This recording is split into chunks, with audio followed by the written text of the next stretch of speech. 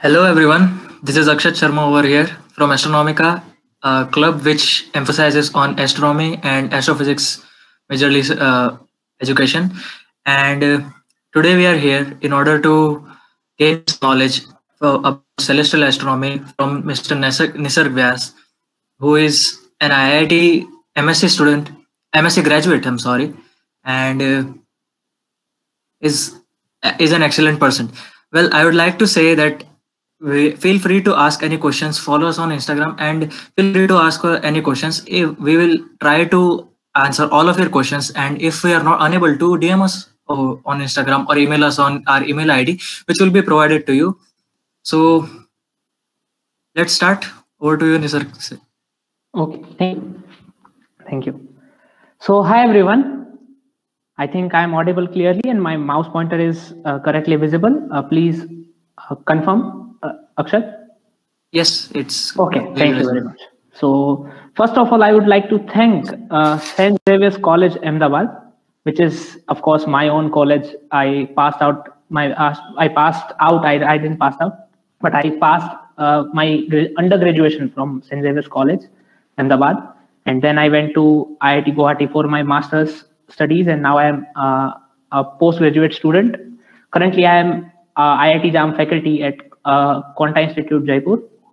So I would like to thank Astronomica for this wonderful opportunity that they have given me, and the hard work they have put. The people, the members of Astronomica, they are continuously contacting me and motivating me to provide the best lecture that I can provide. So they are constantly monitoring my my work, and they are constantly giving some inputs for this talk. So I really want to thank you for organizing such a wonderful event. So my today's talk is celestial astronomy and why should it matter to me. So we will go word by word here. What is celestial astronomy? There are some objects called stars, sun, moon, and planets, and some more objects. We see it, and I shouldn't say we just only see it. We measure them somehow using different techniques, and that is called celestial astronomy. And why am I giving this talk? That is, why should it matter to me? So what happened is, some days ago, of a month ago, I think, there was Jupiter-Saturn conjunction. Means there was a guy Jupiter in the sky and there was a guy Saturn in the sky. So both those guys came very close to each other on one particular day. And this happens after 20 years. It repeats itself after every 20 years. So I called my friend and I was so much excited. So I told him that, oh my God, have you seen this? It is Jupiter-Saturn conjunction. It will happen. It will repeat itself after 20 years. Just see it. And he told me that why should it matter to me? And I was awestruck. I thought, yes, it gives joy, but I also didn't thought about that question, that why should it matter to somebody who is not a science student, or maybe a science student, but he is into some other field. So why should it matter to everybody? Why should we see stars? Why should we see moon? Why should we measure them? Why should it matter to us? And that was the question I had. That was the question he instilled in my mind, and I went on the quest to find the answer. And here is the answer. First of all, one emotional answer that I found very immediately. That was why the movies also just give us the joy. Then why should we see the movie? Like, why should we see the star? Then movies also give us only the joy. Then why should we see the movie? But the answer is not that simple, because movies nowadays and also in older days are providing some social, talking about some social issues and some sports and about some people. They are biopics, and so we can learn a lot from the movies. Movies' sole purpose is not just the fun. It is not just the pleasure of the viewer. It is something more than that. So immediately I asked the question to celestial astronomy, that is the purpose of celestial astronomy just and sole purpose of celestial astronomy is fun? Is it only fun? Then I found the answer that no. There is some wonderful logical answer of this question, that why should celestial astronomy matter to us? And I'm going to give you the answer, but you have to wait for an hour. I'm going to tell you a story, a wonderful story, which goes very systematic, goes in very systematic manner. And at the end, I think we will find our answer. I suppose we'll find the answer. So let us start with how does the science works. The first way is how does the science work. So science works on the three different zones. First is called observation. So what is an observation? We observe something, that is an observation. From those observations, we make some laws. We make some laws that explain those observations. So we make some laws. Then from these laws, which are theoretically made, like we tell that this happens, this just happens. That is called laws. From observation, like what we see, we make something that is called law. And in that law, either there are some limitations, like we are not able to explain something, some of our observations using those laws, or maybe we find some new observations which are not described by this law. So it is this round in which the science moves. So we find some observations, we make laws, and then maybe we find some limitation in the laws. So we try to make another law, and maybe sometimes it is the other way around, that we find some observations, we make some law, then we find some more options which does not fit into this law. So we need to modify this law. So it is either going in this way or going in this way, or maybe it is going like this and then this way. So this is circle represents the science. And any science whatsoever. I was told that here are some students are from biochemistry and biotechnology and chemistry and physics and mathematics maybe. So every student, this is the way how the science goes. There are some observations, there are some laws, and there are some limitations, and this circle goes on and on and on. So my approach will be the same. We will take some observations of our daily life, and we will try to make some laws, like some legend people in the field have tried to make some laws, and we will find the limitation in those laws, and we will find some new observations, and we'll go in this circle.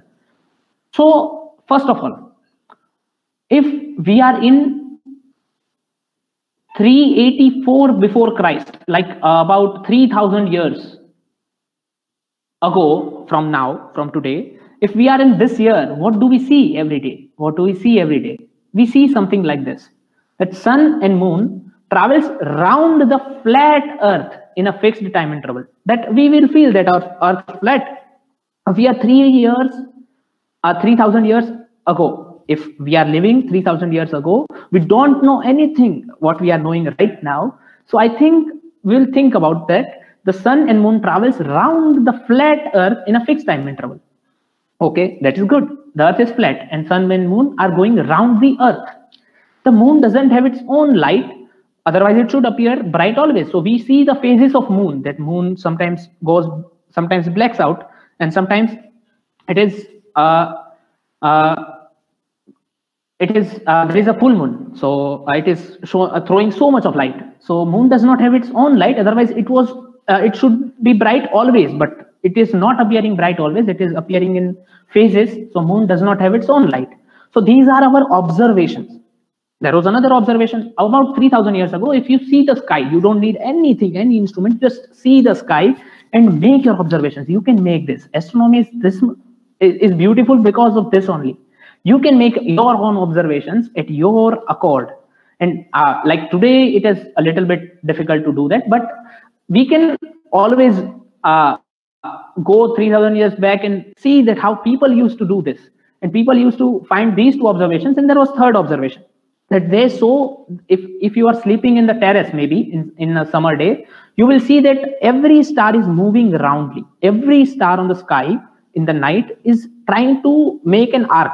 And if you click a continuous photograph, this is a continuous photograph, then you will see that stars are moving in a complete circle about some point. This is that some point about which all the stars of the sky are moving in a complete circle. So this was our observation, that stars are also moving around the earth in a fixed structure. What do I mean by the fixed structure? I mean by the fixed structure that if one star is here and the other star is here, if I can see that if one star is here and other star is here, then the distance between those two stars will never change. It will never change. So it is a fixed structure which will completely coherently revolve around the earth. It will revolve around the earth together. Like they will hold hands by hand. We don't see them holding hands, but they will go around the earth in a fixed structure. Okay. Then what is the fourth observation? Fourth observation is that fixed structure of stars. We see some lights, some stars which are wandering, like the not a student in the class who is not sitting at the same place always. He will sit here at some point of time, and he will sit there at some point of time, and he will sit at some other place in some other time. These were the guys who did not fit in the fixed structure, as we have seen in this photo. As we can see in this photograph, that there was one star. Like there were many, but in this photograph I'm showing that one star, which was here August 23rd, 2007. Then it was moving. The background of the star is fixed. So it is what is this photograph is showing? This photograph is showing that at a fixed time every day, if you capture that particular star, it will appear to move in that fixed stars, which was background in that fixed stars background. So these stars which are fixed, we can call it a background stars. And this star, which was continuously moving, we can call it a wanderer star. Wanderer means he is wandering everywhere. So we can call it wanderer stars. And in Greek, the wanderer star means the Greek wanderer star were called planet. So they are nothing but the planets. We know them today. Okay, so it was moving opposed to a fixed star background. It was moving, and at some time it was going like this, and then at some time it took a turn, and then at some time it just came this way and it took a turn, and then it went all the way around. Okay, so this was, yes. Okay, just a second.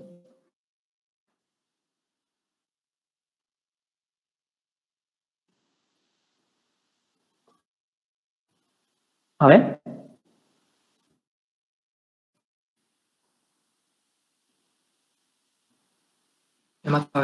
Video call માં આવે છે.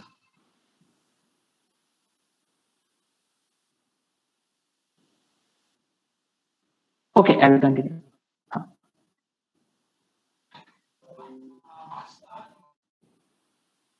Okay, so what we are seeing is that the star which was the wanderer star, which we call, now we'll call it a planet. The planet was moving in a fixed background of stars. So planet was moving in a fixed background of stars, so it was not stationary. Its distance with other stars were not fixed. So this is our fourth observation. And now moving on to fifth observation, which we have seen. This is a photograph of 2020 taken off something called a star with a tail, which we will call now a comet. So it was a photo. It is a photograph of Neowise comet, which was taken in 2020. But what is this? Some stars with tail appears in the sky and then disappears from the sky. So these are 5 observations. First is, we'll go over them one by one. So sun and moon travels around the flat earth. Moon does not have its own light. All the stars are moving in a fixed structure, and then some stars are wandering in the sky who don't fit in the fixtures, and they show a relative motion, which are called planets, because the Greek word of wandering star is the planet. Then some stars with tail appears and disappears from the sky, so we'll call them planets. These are 5 observations. Comets. So, comets sometimes appear in the sky, sometimes they don't appear. So sometimes they disappear from the sky. I don't mean don't appear, but after some time they disappear from the sky. So these are our 5 observations, and to explain them and to make laws out of them was initially very easy. Okay, you need to explain the observations. So initially what people did was that they told that don't question them. They are the nature, they are the laws made by the God and nature. So you can't explain them. You can't explain them. That is a mystery. You can't explain them. So everything above the earth is a heavenly body. You can't explain heaven. So you can never really explain the heaven. So that was the first thing, that don't question. But then some people of the Greek, some bright people of the Greek came into the forefront, and they said that these things are mystery because we are not thinking about them. It is not mystery because they can't be solved. it is the mystery because we are not thinking about them. So they started thinking about them. There were 2-3 people who started thinking about them, but I will start my story with this guy. And there are 8 guys story we are going to cover today. So I'm starting with this guy whose name is Aristotle. In 384 to 322 before Christ, he was born, I think, about 2400 years ago, 2500 years ago. So this was the guy who first thought about that, let us make laws out of those observations. And he called some objects, all the objects apart from the earth, as heavenly bodies. So first of all, he saw something, that in the eclipse of the moon, what is the eclipse? When the earth stops the light coming from the sun to the moon. So it is called the eclipse. And in the eclipse of the moon, he was able to see that the shadow made on the moon's surface, this is the shadow part, this is the shadow part, this is the shadow part. The shadow made on the moon's surface was spherical. And he knew that moon does not have its own light. So where is the light coming from? It is coming from the sun. Who is blocking it? It is blocked by the earth. That is the simple thing that you can imagine. And if it can be blocked by the earth, then you can see that shadow is spherical. That means earth is not flat, earth is spherical. And he himself tried to find the radius of the earth, in which he failed. And then after some years, there was a guy called Aristophanes who came and measured the earth's radius very precisely, like relatively very precisely. So Aristotle first said that earth is spherical using the shadow of the earth on the moon during the eclipse. Okay, so earth is spherical. Now the first myth is busted, that earth is flat. Earth is not flat. It is the wrong observation. The correct observation is earth is spherical. Now, how do we explain the motion of stars? That we saw the second observation, that stars are going around in some way, and sun and moon are also going around in some way. So how do you explain their motions? So Aristotle told that we can make some model that in center, this is a spherical earth. This guy is a spherical earth, and in center there is a spherical earth, and above the spherical earth there are spheres of heaven. These guys, the red one and the blue one and the violet one and the purple one, they are the spheres of the heavens. So what do we mean by spheres of the heaven? We can take a sphere and we mount it, like we stick an object to that sphere, and that sphere rotates about its axis. This is the first sphere's axis, this is the second sphere's axis, this is the third sphere's axis, this is the fourth sphere's axis. So all the spheres are rotating about their own axis of rotation. They are rotating about earth. Because we were able to see that everything moves around the earth. So that was natural of him to think about that everything goes around the earth. So everything was rotating around the earth. This is the first sphere, the red one. He told that this sphere was the sphere of moon. As moon was the nearest element, this is the sphere of moon. Then the farthest sphere, which is the sphere of stars. What do we mean by sphere of stars? We mean sphere of stars that on the sphere we can stick some stars. We can stick all the stars, not some stars, all the stars. And this point as seen from the earth and this point as seen from the earth looks stationary. And all the stars goes around them and they will keep on rotating. That is the sphere of stars. That is the sphere of moon. And in between, he proposed 55 spheres. In between, he proposed some odd 55 spheres in total. So he proposed some 55 spheres. On each sphere, there is one element or one object of the celestial world. What do we mean by celestial world? Something outside of the earth. Like in easy language, it is something outside of the earth. So some celestial object, some object was sticked to one of the spheres, and there were 55 spheres in total. The nearest sphere was of moon and the farthest sphere was of the stars, and all the spheres were rotating about the earth using their different axis of rotations. So these 2 points appeared to be stationary from the earth because they are the points of the axis of rotation. Like when you spin, when you try to spin and see on the ceiling, then you will find that one point of the ceiling is appearing for you. All the points of ceiling are rotating, but one point is fixed for you when you are rotating, then one point of the ceiling is fixed, and that point is showing your axis of rotation. Your axis of rotation is passing from that point, so you find that point as a stationary. So what happened was, from Earth, you were able to find 2 points stationary, and in North Pole, like we are in the North Pole. In North Pole, there was one point which was, we were finding it stationary, and that was our North Pole star. Now I think you can see that why pole stars remain stationary in the sky. Like you can always find them on the north direction at the angle of latitude. Yes, you can find them at the angle of latitude at the north always. So this is the North Pole star, and it is always at the same angle, more or less, because it is also precising, but we can just ignore that fact. So it is more or less at the same position. The points on the axis of rotation are more or less at the same position, and what we are seeing is this, that all the points are rotating about that point, which is the axis of rotation, from which the axis of rotation of the Earth is passing. So what is happening is, Aristotle gave this wonderful model. Okay, so spherical world, he showed that the world is spherical, and in the world, the solar system and universe is the same. So there is nothing outside of the solar system. Stars are also the part of solar system, and there is no concept of new galaxies or nothing else. It is just stars, moons, some 5 wandering stars are the planets, and sometimes appearing comets. They were all. Okay, so and something else. Yes, so he was able to explain that Earth is spherical, and he was able to explain the motion of the stars around the sun. He was able to explain. He told that all the planets are sitting on one of the spheres, and the spheres are moving around the Earth. So he was able to explain that also. But then came the condition for comets. The comets sometimes appear and sometimes disappear. So how do you define? How do you explain them? So Aristotle had a wonderful idea of doing that. That all the spheres above the moon are the spheres of heaven. All the spheres above the moon are the spheres of heaven. All the spheres above the moon are the spheres of heaven. So you can't change anything into the heaven. Heavens are perfect. Heavens are perfect. And why they are spheres?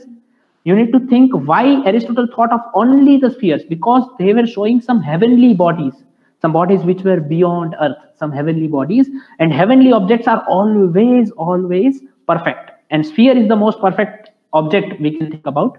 So heavenly bodies and all the spheres above the moon are representing the spheres of heaven, and below the moon is the imperfect part. This part, the sphere of between the Earth and the sphere of moon is the imperfect part. And in this imperfect part, if anything has to change, it has to change here. So comets can change here. So a comet is sometimes appearing and sometimes disappearing. They are appearing here and disappearing from here. So they are the phenomena of atmosphere that Aristotle postulated, that comets are phenomena of atmosphere, that they are appearing in Earth's atmosphere and dying in Earth's atmosphere. They are not some external phenomena that above the moon, they are not happening above the moon. They are happening in the imperfect region, not in the perfect heavens. That was Aristotle's explanation of all the objects. Okay, but if you have seen the picture of planet carefully, you would have seen that planets sometimes move in clockwise direction, but then sometimes they take a turn and then they move again in the same direction. So if you fix a planet here, then the sphere would be moving like this, and then after some time it will be rotating like this, and then after some time it will be rotating like this. So if you have to make sure that planet is sitting on one of these spheres, then you have to make sure that the sphere is itself not rotating uniformly. And if it is not uniformly rotating, then it is not heaven, because it is something imperfect. In perfect heaven, everything should rotate uniformly. So it is something imperfect. So what is this? Like we have seen this photograph. I need to show it to you again. This is the motion of the planet. It came from here, then it took a turn, and then it went there. So it is the motion of the planet. And we call this motion retrograde motion. We call this motion retrograde motion or reverse motion. If you have been reading about Indian astronomy, I'm not talking about Indian astronomy right now because I'm not well qualified to do that. But if you talk about some ancient Indian astronomy, then this retrograde motion is known as Vakragati of the planet. So this is the Vakragati of a planet. So this is the retrograde motion of the planet that we were able to see, that sometimes planet come like this and then it goes on the other way and then it comes again on the same way. It continues on its path. So the Aristotle, using his concept of spheres of heaven, he was not able to explain those retrograde motions. So what we have seen till now, we had some observations, we made some laws, like these two are the laws. Earth is spherical and everything is made of sphere of heaven, and anything that is changing like comets can happen only in the imperfect region, not in the perfect heaven. So we made some laws. Now we found one limitation, that planets are sometimes going in the reverse direction and then continuing its motion. So that is our limitation of this explanation, that how can we explain that? How can we explain that? So to explain that retrograde motion came a guy called this guy called Ptolemy. Okay, so Ptolemy made a wonderful model. He actually he didn't made anything. He wrote a book of all available sciences, and he compiled it in a single book, and he compiled it in a single book after some 500 years after Aristotle, about some 500 years after Aristotle. So he compiled everything in a book which we know now as a Ptolemaic universe. In Ptolemaic universe, Earth was the center. Everything was going around the Earth. Everything was going around the Earth in a uniform circular motion. Why uniform circular motion? Because every object was object of heaven. An object of heaven will move in uniform motion because it is perfect, and circular motion because it is perfect. So they will move in uniform circular motion, and Earth is the center. Everybody else will move in a uniform circular motion. So every planet you can see, like Moon, Sun, and Mercury, Venus, Mars, Saturn, and Jupiter. These were the 7 planets known by then. So the Moon and Sun are not the planets, but these 5 planets were known. And these 2 guys were behaving something like planet, because if you see in the winter, Sun is in some southern direction at 12 o'clock in the afternoon. And if you see in the summer, the Sun is over your head at 12 o'clock in the afternoon. So Sun is also moving its plane of rotation. So it was also showing some kind of different motion in this fixed star structure. So they were connecting this Moon and Sun also in this array of planets. So that's why we have got the 7 days in a week, some with one with Moon and one with Sun and other all 5 planets. So we have got 7 days in a week. That is because these 7 guys were there at initial stage. So according to Ptolemy, coming back to the point, according to the Ptolemy, Earth was a center and everything was going around the Earth, okay, in a uniform circular motion. So geocentric universe with. And now, what he did to explain the retrograde or reverse motion is he told that the Saturn, or any planet for that chance, Saturn is not directly going around the Earth. It is going around a small circle, and that circle's center is going around the Earth.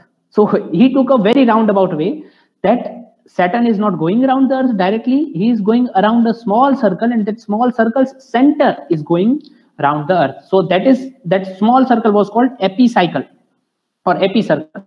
Okay, so how can we understand the motion of a retrograde motion of the planet from epicycle? So if we can see from the Earth, if some guy is moving on a sphere, like this is the sphere, first circle on which this guy is moving, then it is moving on the circle, and the circle's center is also moving. So by and large, if you will see that its motion comes through this side, this side, this side, this side, and it will take a turn, and then it will keep on going like this. So that is the way he explained, Ptolemy explained the motion of retrograde motion of all the planets using epicycles. So if you see, this is very similar to a point on the tire or a wheel. If a wheel is rotating, you will see that this point's displacement goes like this. This point's displacement goes like this points. So you can explain retrograde motion using this, that if you are seeing from here, the point will first come forward, then it will again go backward, and then it will again go forward.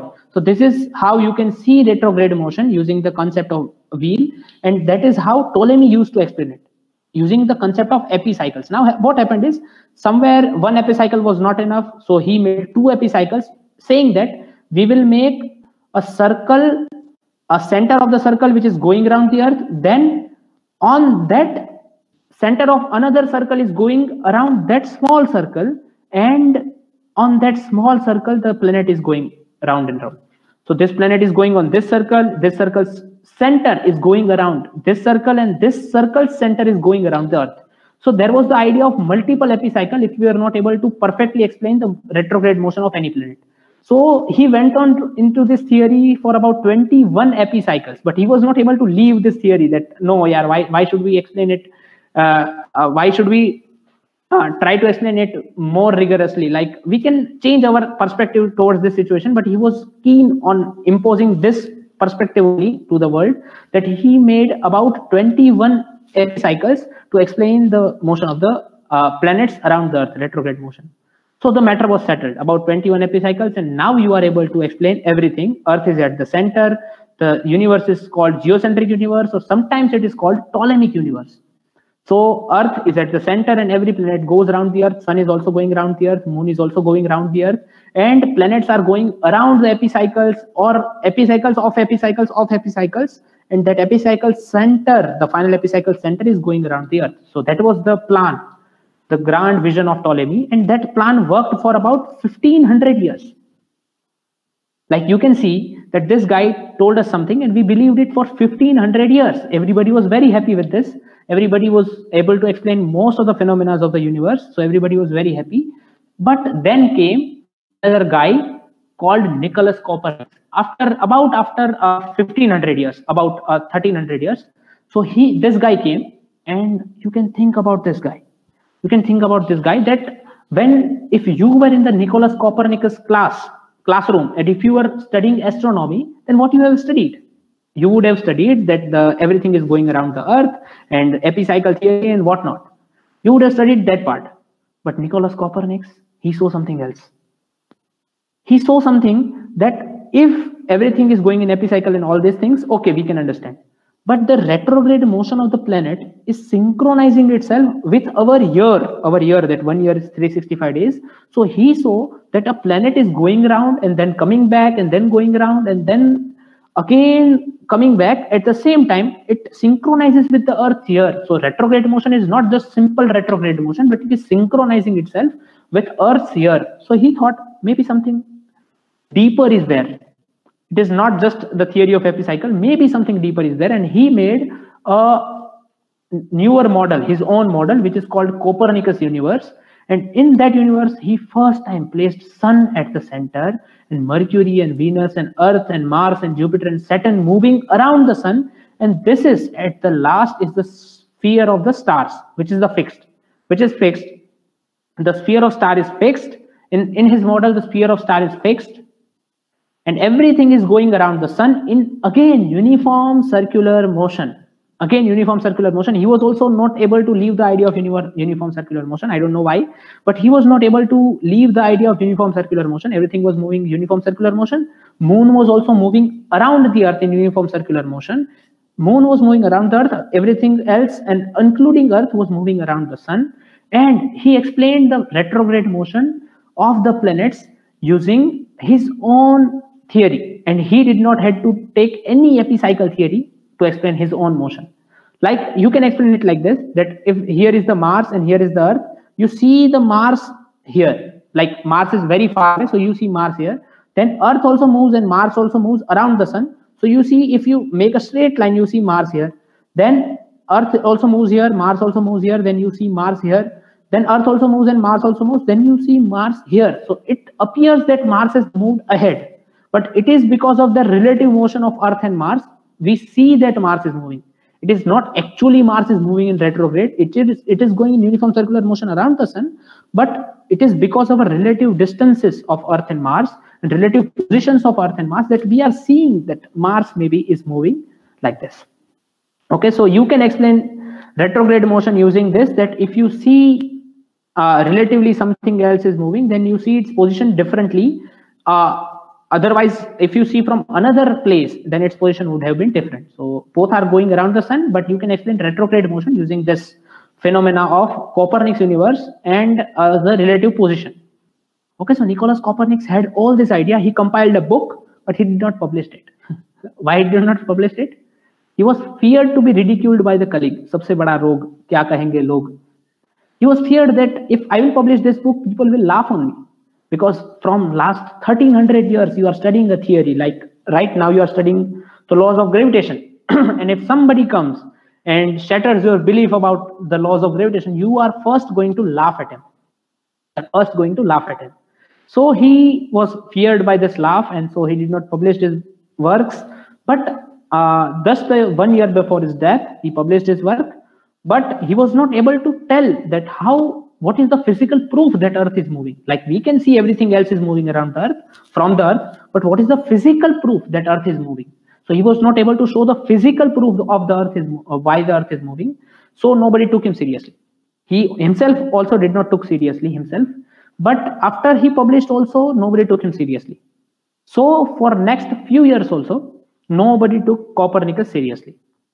Okay, the matter is rested here that Copernicus theory is appearing to explain all of the things, but still it is not accepted by the society. Why? Because he is not able to explain Earth's motion. So we have some observations.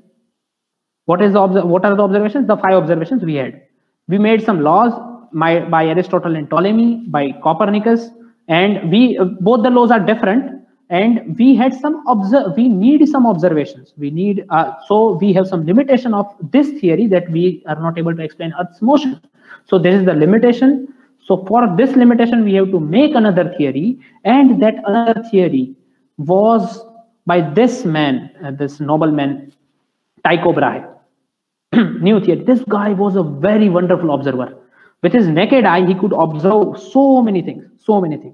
Okay, so with his naked eye, he was able to show so many things in the sky, and he was able to measure the stars' position very, very accurately with his naked eye. He was a very noble man. He was a very rich person, and he had a king. He had a friendship with a king, and he had a wonderful laboratory working for him. But nobody took Copernicus seriously.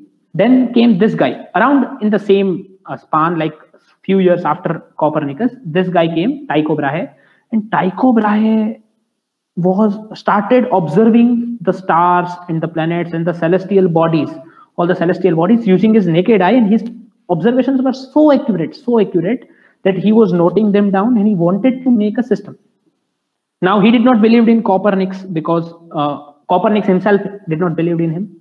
From here, I think we can take a lesson that if we don't believe in ourselves, I don't think for a long time nobody is going to take us seriously. Okay, so Copernicus at the first stage, he was not believing in him. So it took people also a long time to believe in him. If you have believed in yourself for a small interval of time, then after a very like you would have believed in yourself, then after a very short span, people also start believing in you. But Copernicus could not believe in himself for some years. He struggled, and that's why nobody is believing in him. So he did not believe in Tycho. He did not believe in the Copernicus system. He wanted to believe in Aristotle or Ptolemy's system. But what happened was, in one day in the sky, he saw a very bright object. Like he was standing here. This guy, Tycho Brahe, assumed that this drawing is of Tycho Brahe. Okay, we will try to assume that this drawing is of Tycho Brahe. He was standing here, and he saw a bright object in the sky. Now it suddenly appeared. It was not there yesterday, so he assumed that this is the phenomena of the atmosphere, as Aristotle obviously said, that the changes happen in the imperfect world between Earth and the Moon. It is the phenomena of atmosphere. Still, we are not believing that Earth is not the center, Sun is the center. Still, we are believing that Earth is the center and everything is going around the Earth. So Copernicus, nobody took him seriously. So he thought that this phenomena could have been the phenomena of the imperfect region that is between the Earth and the Moon. But he saw some parallax. What is the parallax? Parallax is the motion in the background stars. So this is the this is the sphere of background stars, and he saw some motion of this object. He did not saw any motion of this object in the background star. If you have something in the imperfect world, you tend to see the motion of that imperfect thing, like comets, in the fixed niche of the background star, like we had of the planet, that background stars are fixed. And if you see daily, this planet comes and goes. Daily at the same time, this planet has different positions at different days, on different days. At same time, it moves in the fixed niche of the background stars. But this guy, which appeared suddenly, was not moving. So that is called no parallax. He did not show any parallax, that this guy was not moving in the niche of the background stars. So he thought that maybe this is not in our imperfect region. The changes can also happen in the perfect region, and this guy is from the perfect region. He did not know that this was a supernova. The supernova, about which I think tomorrow's Neil and Abhishek would be able to explain much more about that. But he didn't knew that this was a supernova. So what he did was he observed it for days on. It was very bright, and suddenly it disappeared after some days. So Tycho Brahe in his lab worked for 20 years, and he saw this for some months or some days. And then he made a conclusion that Aristotle's theory is not 100% right. Copernicus' theory, he was not going to take seriously. So he made his own model, and in his own model, what he told a wonderful thing, that there is the Earth, and the moon is going around the Earth. This is the moon going around the Earth, and the sun is also going around the Earth. But every other planet, this is the sun's center, so every other planet are going around the sun. So he made a wonderful model that moon and the sun are going around the Earth, and every other planet are going around the sun. So there were two centers of the universe, and this is the sphere of stars. This is the drawing from his own book. From his own data. He made this drawing, and he made his own Tychonic system, which we call Tychonic system. So there is a Tychonic system, and this Tychonic system, he was not keen on explaining more things using this Tychonic system, but he hired a mathematician. So what happened was, all night this guy was looking at the stars and measuring positions accurately. In the day, definitely he needs some rest.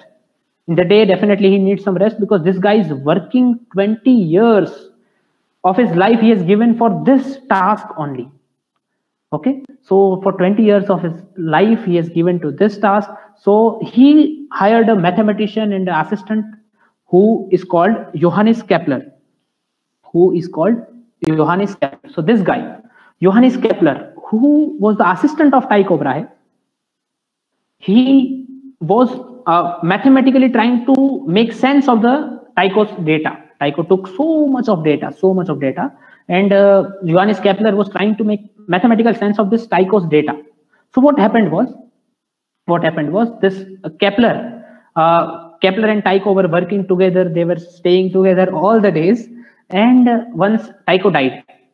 Okay, so once the Tycho Brahe died, some unfortunate event, but Kepler saw that if Tycho died, and if all the observations of Tycho are kept with his family, so Johannes Kepler was not believing in Tychonic system, he was believing in Copernican system.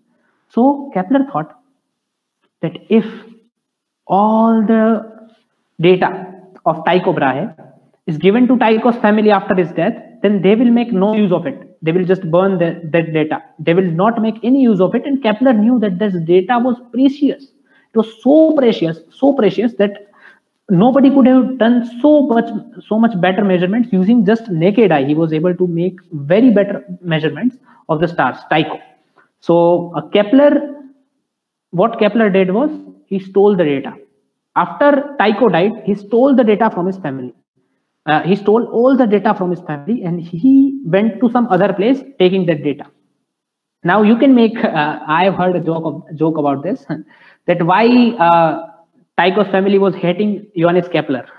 So what I've heard is that if you are staying with a guy for 24 hours, for 20 years, and you are not going to meet your family, everybody's gonna hate your friend. You are with your friend for 20 years, for 24 hours, everybody's gonna hate your friend because you are not coming to them because of your friend. So this was that friend. So everybody was hating this guy of Tycho's family. So this guy took the data and he went away. And he tried to make sense. He started with the data of Mars. He did not believe in Tycho Brahe's system. He began calculation was with Mars, and he found out he believed in Copernicus system. He did not believe in Tychonic system. He believed in Copernicus system, and he started fitting the data of Mars in the Copernicus system. That we have the sun, and we are going. We need to find the orbit around which the Mars is going around the sun. So it has to be circular orbit according to Copernicus. But when he fitted all the, we can't say that we have to be perfect. The orbit of the planets that we live in are not perfect. They are not perfect circle. Okay, so maybe we have to change the definition of perfect a little bit. What is a perfect? We need to question that. So next time, if you feel that you are not perfect, maybe question that perfect, that what is a perfect? Because I don't think anybody made that definition that circle is the only perfect thing. I don't know why they were believing it, but if you can think about this, the orbit was not circular and it was okay. So how was the orbit? He fitted the data, he did all the mathematical calculations, he fitted the data, and he found out that orbit of all the planets are ellipses with sun at one focus. And maybe we think that circles are perfect figures, but maybe ellipses are also perfect figures. Maybe parabola are also perfect figures. Maybe all the figures in the world are also perfect figures. And that's why I can say that maybe all the human beings in this universe are also perfect human beings. We can't say that somebody is perfect and somebody is not. Okay. So moving on, he said that orbits of the planets are ellipses with sun at one focus. He said that orbits of the planets are ellipses with sun at one focus. Now, what is ellipse? Ellipse is this kind of circle, like pressed circle. And it has two centers, which we call focus, like these eyes of the pumpkin. It has two centers, which we call focus, and sun is at the one of the centers. So this is the sun, and all the planets are going around the sun in elliptical orbit with sun at one focus. So this is the first law, which said that the orbit is not circular, it is elliptical, and sun is at one focus and planets are moving around the sun. Now, if you will see this closely, Earth is also moving in this similar orbit only, in ellipse only. So sun is at one focus, Earth is moving in ellipse. So at this point, if you will see, Earth is at the nearest point. Earth distance between sun and Earth is the smallest, and if Earth is at this point, sun is here. So distance between Earth and sun is the largest. So what we can say is that at this point, yes. Excuse me, sir. Yes. Time is running out. Sorry. Okay. Yeah. Okay. So I will finish it fast. What he said is the sun and the Earth. Yeah. So what I was saying is the sun and the Earth are nearest at this point, and this is called ephelion. This is called perihelion of the Earth. So when sun and Earth are at the nearest points, the distance between them is minimum. This is called ephelion, and when sun and Earth are the farthest, that is called perihelion.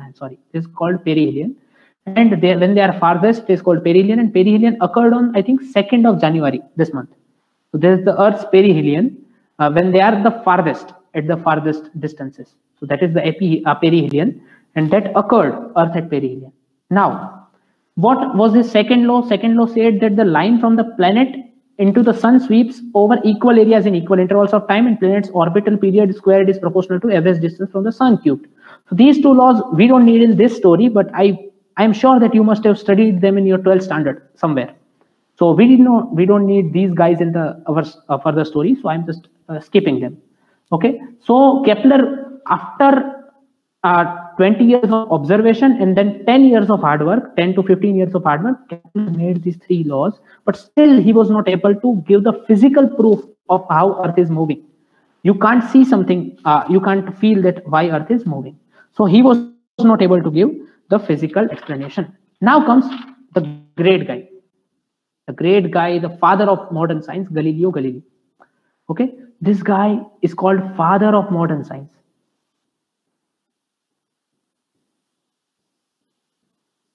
This guy is called father of modern science. So Galileo Galilei is called father of modern science.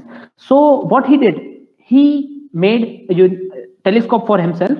Actually, he saw a design of telescope somewhere, and he thought that he had an idea that this could be used to see the astronomical objects. and he made a telescope for himself.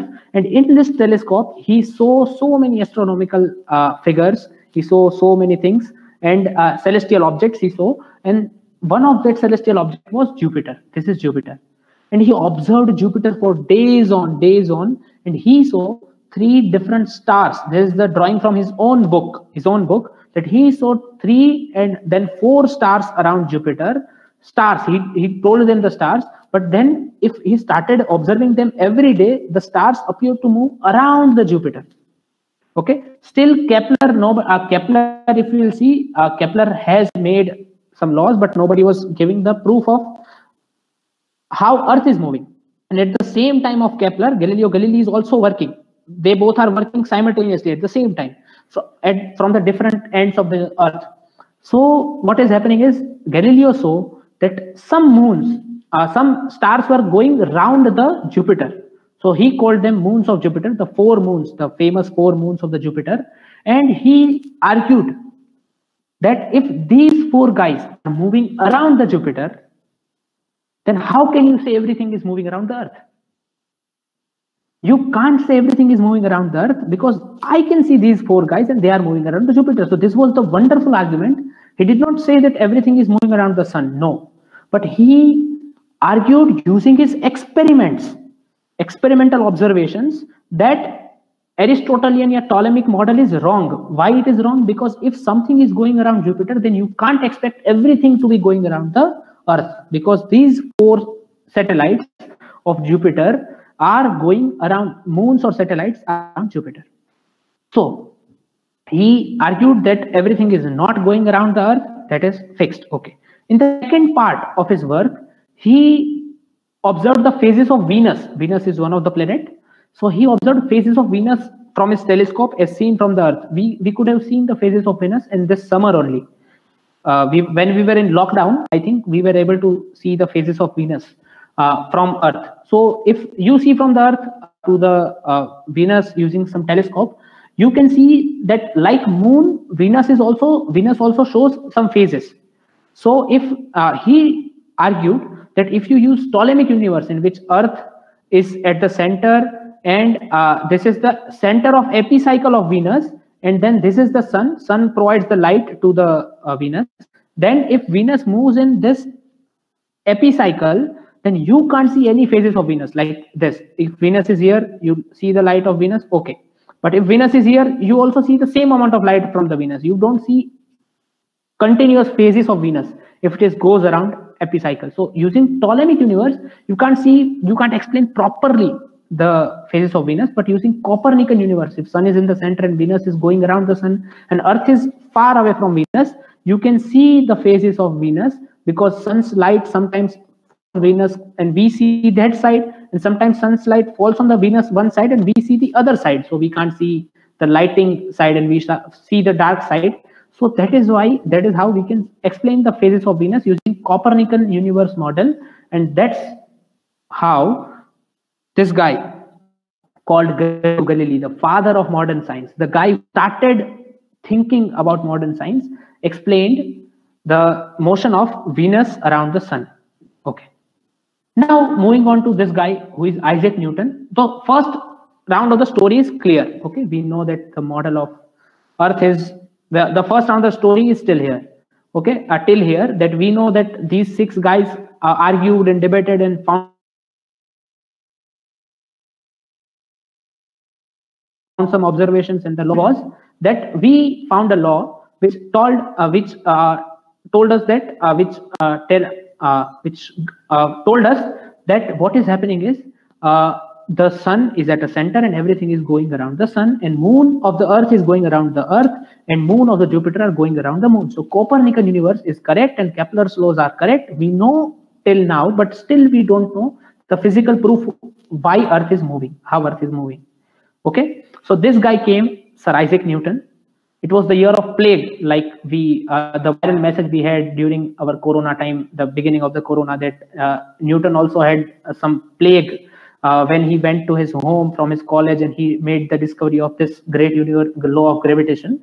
So in Corona time also, I think most of like you guys would have done something great, I suppose. So the Newton also did wonderful work. He developed calculus first, and using calculus, he showed that force on any two masses due to each other, if you have mass 1 and mass 2 due to each other, is called gravitational force. And he made a universal law of gravitation by this statement that you must have studied in 12th standard. He told that gravity, what is gravity? Gravity is the two masses attracting each other.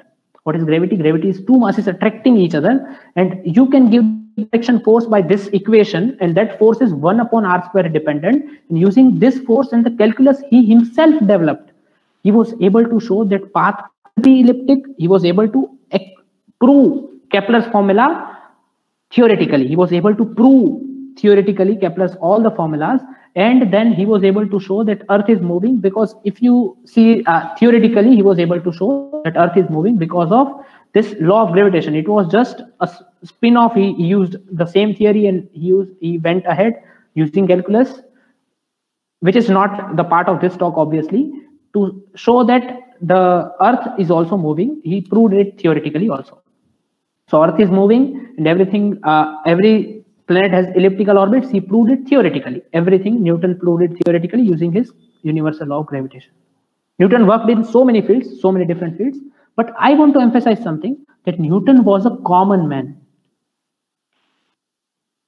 He was a common man like me and you and everybody else. He or anybody we are talking today are common men. They are not someone exceptional. Okay, they are not someone exceptional. So they are just common people who happen to work hard. That's all. So they were able to work hard, and they were just common people who were working hard to find these kind of laws and explain those observations. So he explained gravity. So two masses attract. But then came the question into this giant's mind, that why does two masses attract? Why does two masses attract? If two masses attract, then why does two masses attract? Before that, that question was in his mind when he was studying, but he went into college and he completed his graduation, and then he applied for somewhere for a PhD, and he was working as a clerk in patent office. In 1905, which is called the golden year of physics, he made 5 discoveries, 5 different entirely wonderful discoveries. That is called the year of science, year of physics, year of miracle of Einstein. That is called the year of miracle, 1905. And he made 5 different discoveries. One of his discoveries was special relativity. He published a paper on the electrodynamics of moving bodies. I am not going into the detail, but according to that paper, he stated that moving clock ticks slowly. What does it mean? I'm just giving you just the explanation. I'm not going into the detail of special relativity, but he told that the moving clock ticks slowly. Means if you are moving with respect to me with constant velocity, understand this word, with constant velocity, then your clock will tick slowly. Means if my 1 minute is over, then also your 1 minute has not been over. Okay, you might have 50 seconds in your clock. Your clock might show 50 seconds or 55 seconds, something like this, depending on your velocity. So moving clock ticks slowly. The clock at rest ticks at normal rate. So there is nothing called rest. It is always relative. So he told that time is relative. And when you see somebody is moving, then you can say that his clock is ticking slowly. So moving clock ticks slowly, Albert Einstein said. And after 10 years, he explained why does two masses attract using his general theory of relativity. This theory was for inertial frame of reference, or the objects going for the constant velocity only. Then he generalized for accelerated motions also, that is general relativity. And in 1915, he published a paper of general relativity in which he did not say this line. It was the line by Wheeler, but he explained something like this, that there is some space-time and there is some curvature of space-time, like a rubber sheet, and you put a ball on the rubber sheet bends, and if you put any other ball there, then it will fall in that pit created by some other ball. So if you take a sheet and put 2 balls, the heavier ball will create a big curvature, and that's why the smaller balls will fall in that curvature. So mass times space-time have to curve. That rubber sheet you can explain you can make analog of that rubber sheet using space-time. So mass tells space-time how to curve, and the curvature of space-time tells mass how to accelerate. So this is the line. If you don't understand it, okay. We just need one more. We just need one. What we can say? One. We just need one observation from that theory, one proof from that theory, that the clocks closer to a massive object will seem to tick more slowly than those located further away. Okay, so what he told is, if you some of you guys might have seen Interstellar, the film Interstellar. In that, the main protagonist went around the black hole, and then he came back to meet his daughter, and his daughter had aged very much, and he himself not aged a bit. So what we can see is he was around a black hole, which is a very massive object. So clocks closer to a massive object will seem to tick more slowly than those located further away. So his daughter was located further away, and his clock was located near the black hole. So his clock was ticking slowly. So his age was not significant, but his daughter was old, very much old. So if you've seen Interstellar ending, that is what the general relativity is telling, that clocks closer to a massive object will seem to tick more slowly than those located further away. So this is the second part of the story. This is the second part of the story. First, we saw how the model was developed. Then we saw what is the gravity and special and general relativity. And then we are moving to the connection of relativity and the GPS. GPS, what is GPS? Global Positioning System. Like we are seeing in our Google Maps. Google Maps, it is GPS. Okay, so our position at every time is being sent to us by this GPS. So how does GPS work? It works obviously by satellites. The satellites we send. The satellites we send into the sky, and some 10-15 satellites together, they locate our position, and all of their clock. What we do is if we have a GPS meter or our mobile phone, our mobile phone has the GPS tracker. So what it does is it takes information from all those 14 to 15 satellites, and then takes information at the same time from each of the satellites. Okay, that what was my position according to this satellite, this satellite, this satellite, this satellite, this satellite at this particular time, and that all this position he will superimpose, and he will show one single position.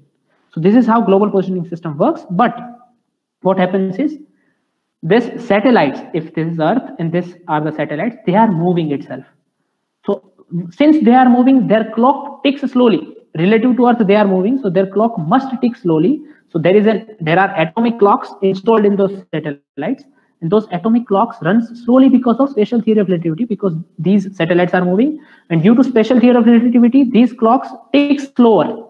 So these clocks tick slower means how much slower they are? They are slower by the amount. I have the data. They are slower by the amount 7 microseconds per day.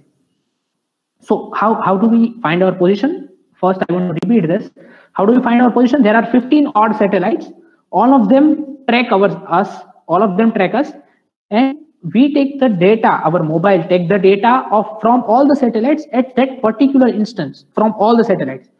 So what is the particular instance? The time are different. If all the satellites are moving, then time might be different in all the satellites. All the satellites has the atomic clocks, which is the accuracy of 20 to 30 nanosecond accuracy. You need this kind of accuracy to locate your position with the uncertainty of around 1 to 2 meters. Okay, if you are not understanding this, I think you might have seen some web series or something where you can see some person's location using the satellites. So that is what I'm talking about. If you want to see that, just believe me that you need 20 to 30 nanosecond accuracy in that GPS satellites atomic clocks. And if you are moving around the Earth, you are moving means your clock is ticking slowly. And how much is it slowly? 7 microseconds per day has been lost. Every day 7 microseconds has been lost, and you are talking about 20-30 nanoseconds. So about 1,000 times is lost every day because of its motion. And now, since it is far away from the Earth, near the Earth, the clock ticks more slowly, but far away from the Earth, clock ticks faster because of the general relativity. So special theory of relativity, moving clock ticks slowly, and general theory of relativity, the farther the clock, it ticks faster. Farther means faster. So the farther clock means faster. So due to general theory of relativity, if you take the data, it is increasing its time. The atomic clock of the satellite time is being increased by 45 microsecond per day. And so we can say that atomic clock of the satellite is increased by about 38 microseconds per day.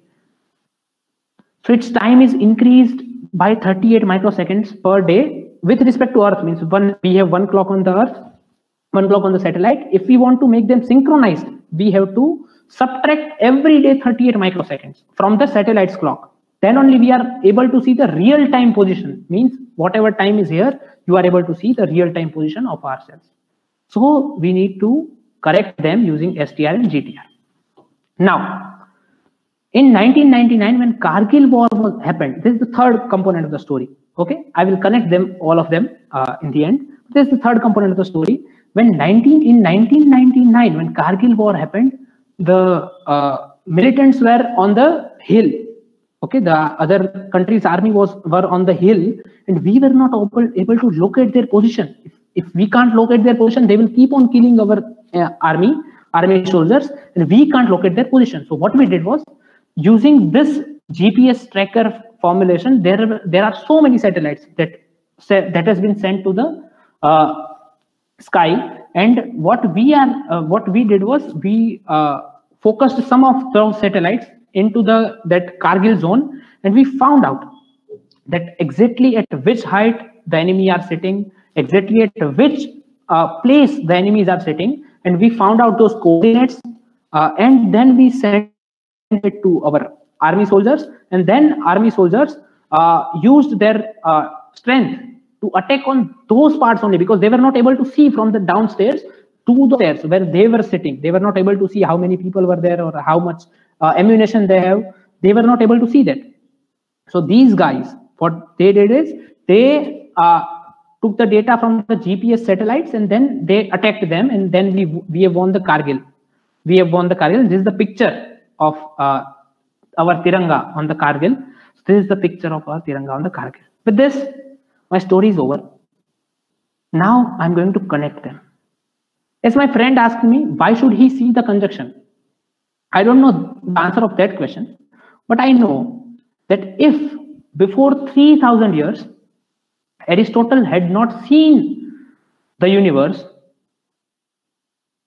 then Ptolemy would not have written about the universe. Then Copernicus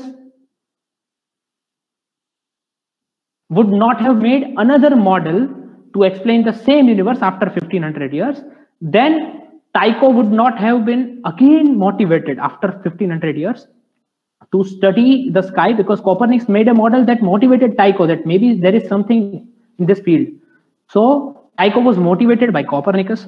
I'm sorry. Tycho would not have been motivated by that work. Then he would not have kept Kepler as his assistant. And then Kepler would not have given laws. At the same time, Galileo would not have been, Galileo was very opposed of the Aristotelian view of the universe. So if Aristotle would not have made his view, then Galileo would not have opposed that view, and Galileo would not have made the significant discovery of experimentally verifying Copernicus system. And if Galileo was not there, then he would not have made the first law of motion, which we call the law of inertia. Then Newton would not have made the second law of motion and the third law of motion. And then Einstein would not have had any question about why does two masses attract. And if Einstein does not had any question, then we would not have got the special theory of relativity and the general theory of relativity. And if we would not have got those two theories, then we would not have been able to correct the timing of atomic clocks of our satellites and GPS systems. And if that would not have been there, we would not have won the Kargil war. So I don't know what to tell my friend, but I can definitely say that if you are seeing the skies and the stars for just the fun of it, it is okay. If you are measuring something and if you don't see its immediate outcome in application somewhere, it does not mean that your work has been wasted. It is not a waste. It is not a waste. Okay. maybe after some 2,000-3,000 odd years, somebody will use your work. Who knows? With this, I'm ending my talk. And here are some references. And thank you very much. This is my email ID if you want any further communication. And I am open to, I think, 2 or 3 questions, maybe. Yes. Thank you very much. Thank you very much for this.